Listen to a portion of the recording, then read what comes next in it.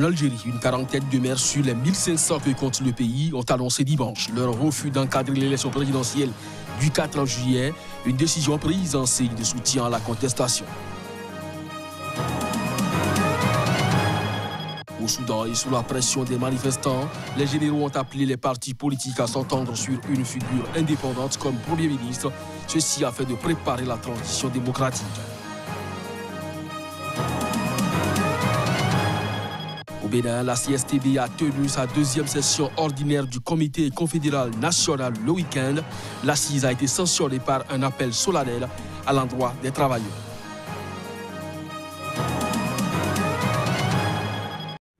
C'est là le sommaire de cette édition, mesdames, messieurs. Bonjour et bienvenue. En Algérie, une quarantaine de maires sur les 1500 que compte le pays ont annoncé dimanche leur refus d'encadrer l'élection présidentielle du 4 juillet. Une décision prise en signe de soutien à la contestation en cours contre le régime en place. Un reportage. La rue n'a décidément pas fini de dicter sa loi en Algérie.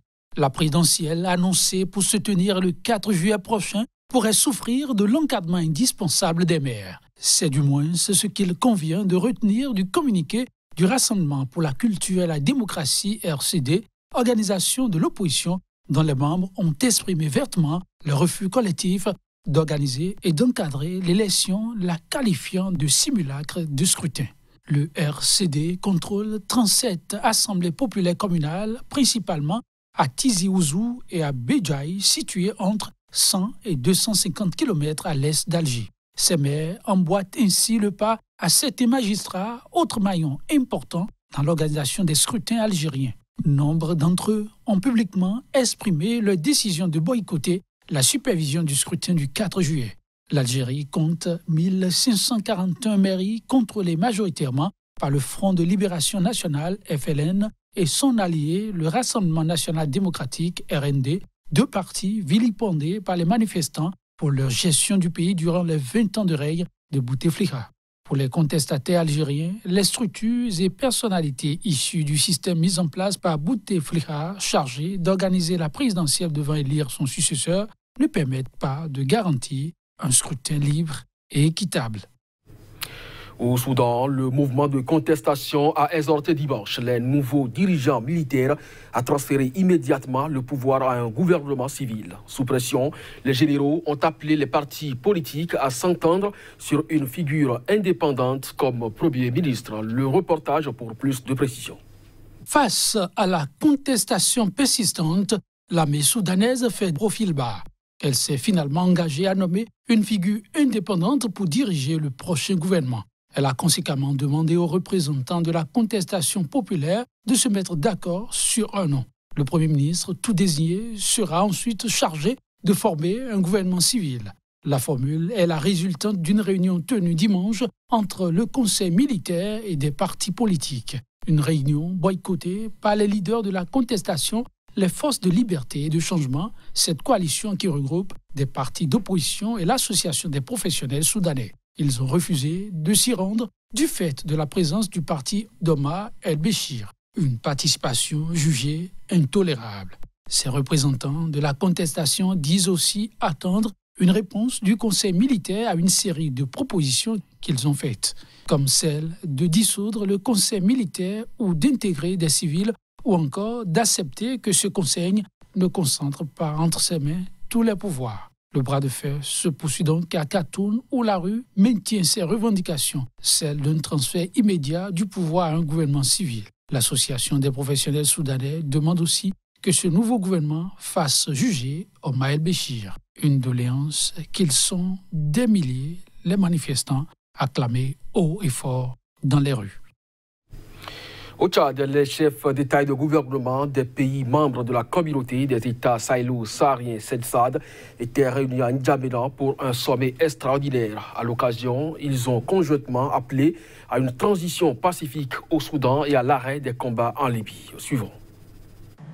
Après examen de la situation sécuritaire dans l'espace sahélo-saharien, la conférence fait la déclaration suivante. Sur la situation en Libye. Au regard de la situation actuelle, la conférence lance à toutes les parties libyennes un appel à observer un cessez-le-feu immédiat à relancer le dialogue national et à se conformer au plan d'action pour la Libye des Nations Unies et à l'initiative africaine sur la Libye de l'Union africaine. La conférence appelle à l'arrêt immédiat des bombardements sur la capitale, Tripoli. Sur la situation au Soudan, la conférence a exprimé sa préoccupation face à la situation au Soudan et lance un appel à tous les acteurs politiques à privilégier le dialogue et la concertation en vue de l'instauration d'une transition pacifique consensuelle et un retour à l'ordre constitutionnel dans un délai raisonnable. Au Niger, les jeunes et les femmes du Modemfa Lumana se mobilisent pour faire entrer Amadou au pays, et ceci dans les perspectives des prochaines élections de 2021. Le point avec notre correspondant au Niger, Abdul Karim Mahamadou. Sous la houlette de Seni Yacoub Merida, la jeunesse du Modem Lumana, parti de Hama Amadou, se mobilise pour faire entrer le chef de file de l'opposition au pays dans la perspective des prochaines élections générales. Au moment où certains partis investissent leurs candidats, le Modem Lumana doit faire le ménage à la veille du renouvellement de ses structures. Une tâche dévolue aux femmes et aux jeunes sur qui repose l'espoir d'Hama Amadou. Nous sommes basés sur la parole de son Excellence Hama Amadou. Lorsqu'il quittait le pays, il a confié le parti entre les mains des jeunes et des femmes. C'est l'éveil de conscience aujourd'hui et tout le monde a pris conscience que dans un parti politique, dans une association, il nous faut une éducation politique à tous les niveaux. Au sein de la formation politique, les femmes n'entendent pas rester à marge de ce mouvement engagé par le président de la coordination de Niamey 4, candidat à la présidence de la coordination régionale de Niamey. Seni Yacouba, un inconditionnel homme de confiance de Hama Amadou. Au sein de Lumana, avant même que notre président quitte le Niger, vous avez bien entendu, il a confié le parti aux femmes et à la jeunesse. Donc la femme au sein de Lumana, c'est vraiment un grand point. Les femmes vont sortir prochainement, Inch'Allah. La femme ne va plus rester à la maison, on va sortir pour se battre. La jeunesse est avec nous, on a nos enfants avec nous, donc vraiment on est forte. Pour l'heure, un jeu trouble semble se manifester au sein du parti avec certains militants qui ne croient pas au retour de leur leader et de ses chances d'être candidat. C'est ce que veulent déjouer les jeunes du parti à travers ces rencontres qui vont se multiplier. Au Bénin, les conditions de vie et de travail des agents de l'État et même ceux du secteur privé ces 3 dernières années étaient au menu de la 2e session ordinaire du Comité confédéral national de la CSTB. Entendez, Confédération syndicale des travailleurs du Bénin. L'assise a été sanctionnée par un appel solennel à l'endroit des travailleurs. La substance de ce message avec Kassamampo, il est le secrétaire général de la CSTB. On l'écoute. Les travailleurs, malgré les différentes luttes qu'ils ont menées depuis des années, et surtout tout récemment en 2017, en 2018, leurs conditions de vie s'aggravent avec le régime de la rupture. On licencie les travailleurs au niveau de tous les secteurs. Vous avez appris tout récemment que 230 agents du ministère des Finances ont été licenciés. On coupe des salaires. Plus de 3 000 ont eu des salaires coupés. Il paraît que même à la fin de ce mois, plus de 2 000 encore resteront sans salaire. Il y a beaucoup de problèmes et c'est sur cette base que le comité confédéral de la CSTB lance un appel pressant à tous les travailleurs de tous les secteurs, du public, du privé, du parapublic, partout où ils sont, au sein de leur comité, au sein de leurs syndicats, au sein de toutes leurs structures de lutte, il faut qu'ils se mobilisent, qu'ils mènent la lutte de diverses manières. Ils doivent pouvoir lutter pour exiger, ils doivent utiliser les sit-ins, les marches, les débrayages, la grève pour pouvoir exiger et obtenir la satisfaction de leurs revendications. Nous exigeons l'abrogation des lois scélérates et pour ce qui est de la loi sur la grève, les travailleurs de notre pays doivent pouvoir s'organiser pour aller en grève. Parce que ça, on ne peut pas accepter qu'on remette en cause les droits acquis. Toujours au Bénin, l'appel francophone d'Erevan pour le vivre ensemble était ce week-end au cœur d'une conférence publique conduite par l'ONG Task Force Citoyen de la CEDEAO et le réseau international des jeunes leaders francophones. C'était sous la houlette du directeur du bureau régional pour l'Afrique de l'Ouest de l'OIF. L'objectif, assurer une bien large vulgarisation du concept. Plus de précisions avec Gustave Assa, il est le président du Task Force Citoyen de la CEDEAO. Vivre ensemble, c'est une évidence à cultiver et à préserver, selon les chefs d'État, et il faut propager ça. Alors, vivre ensemble en agissant pour la paix, c'est le premier pas. Est-ce qu'on peut vivre heureux si on n'est pas en paix? Le respect des droits de l'homme, la démocratie, l'égalité, la justice, le respect des droits de l'homme et des libertés fondamentales est primordial pour le vivre ensemble.